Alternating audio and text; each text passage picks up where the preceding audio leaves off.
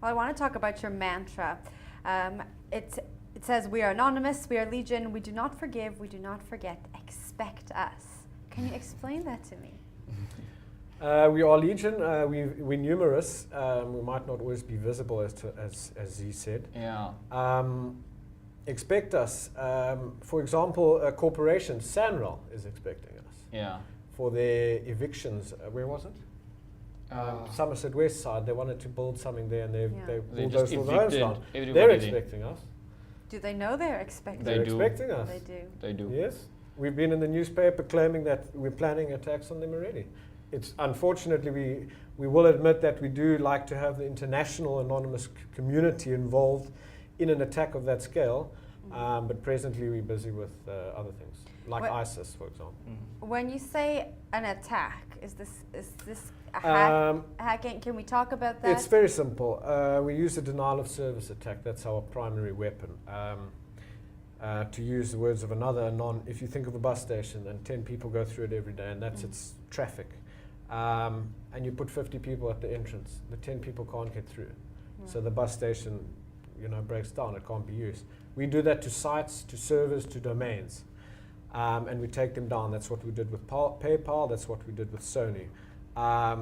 In very intricate attacks, what we would do is some of the less skilled hackers would use the denial of service programs to take down the domain, weaken it, and then you'd have your real elite hacksaws coming in and causing mayhem, or fulfilling the goals that we have for that specific op.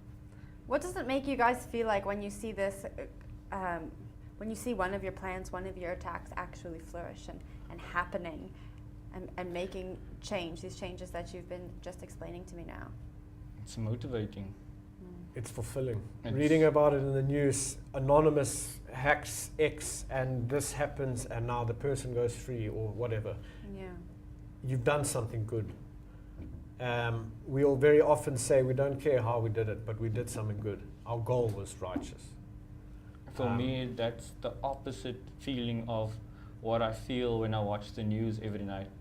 Because every night I watch the news and I feel this despair that there's there's so much work that needs to be done. But after you achieve something and that it's successful, it motivates you to keep going because something is happening, change is happening, even though it is slowly or small. But it's happening and it's getting there.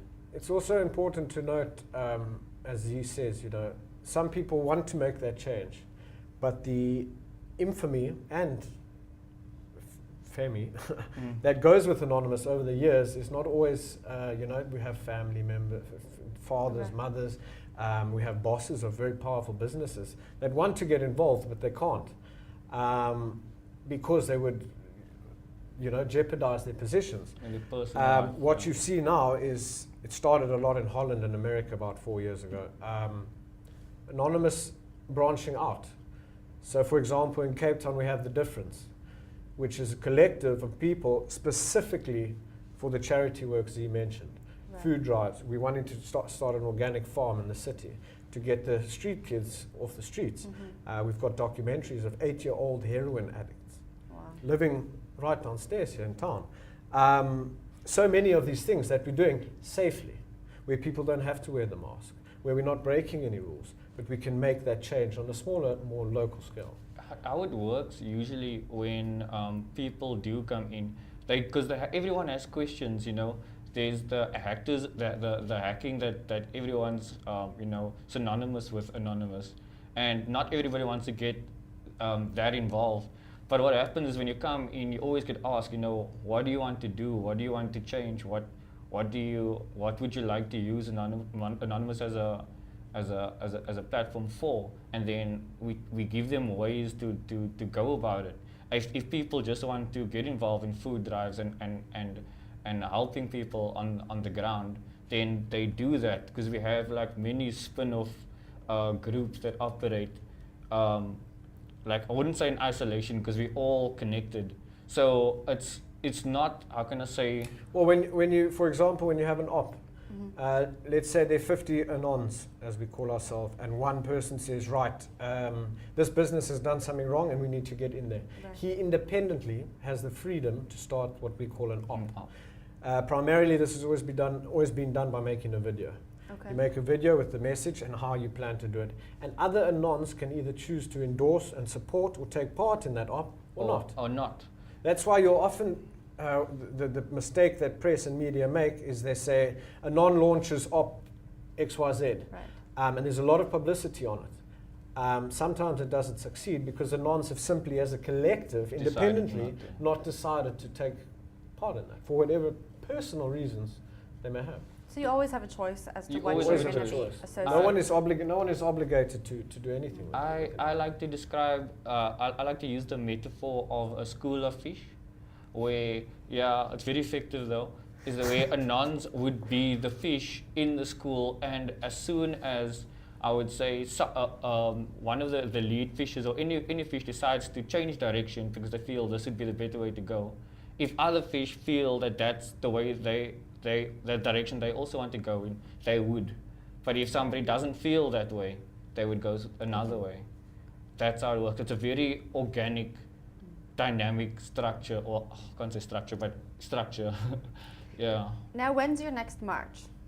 Presently, we are organizing the March Against Monsanto, which I believe, unconfirmed, takes place on May 26th or 23rd, that weekend.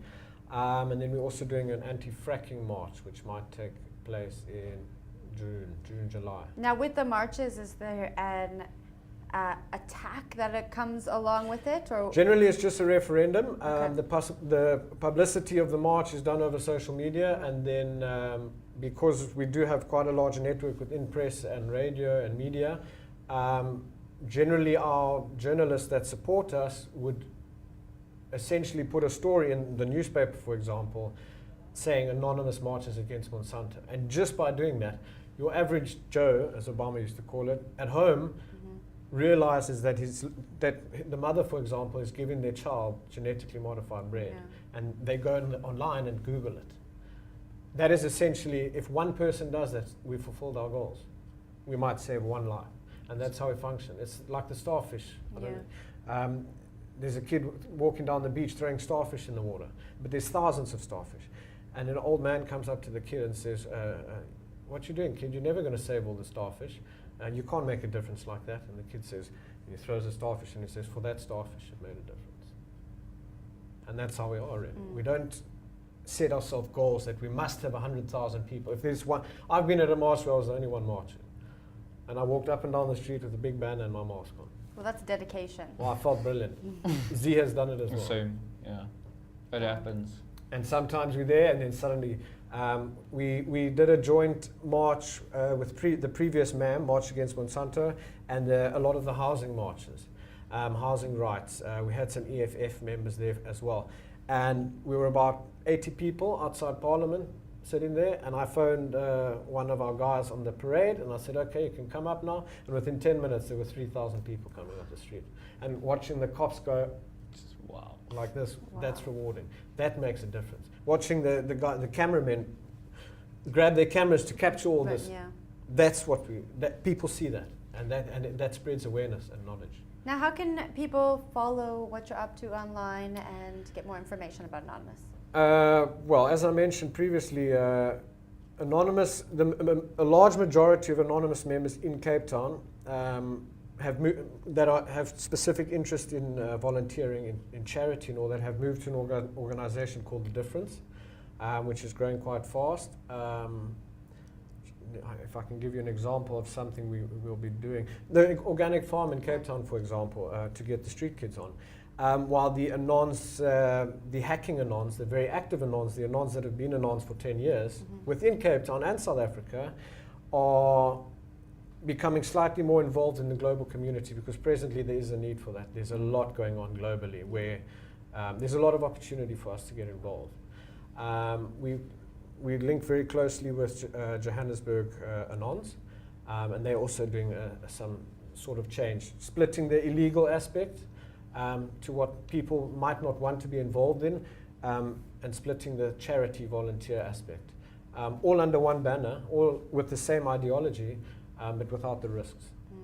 Now, we have to wrap things up, but I just want to ask you one thing before we go. Have you ever been asked to help out any heads of state or people who shouldn't be asking you for help? Not locally. Okay. Oh, it's difficult to answer that question because the reason why they would approach us is to remain anonymous. Well, on that note. But my answer would be yes. Okay, we'll leave it at that. Thank you both so much for coming in and sharing. Thank Thank you you for very having much. us.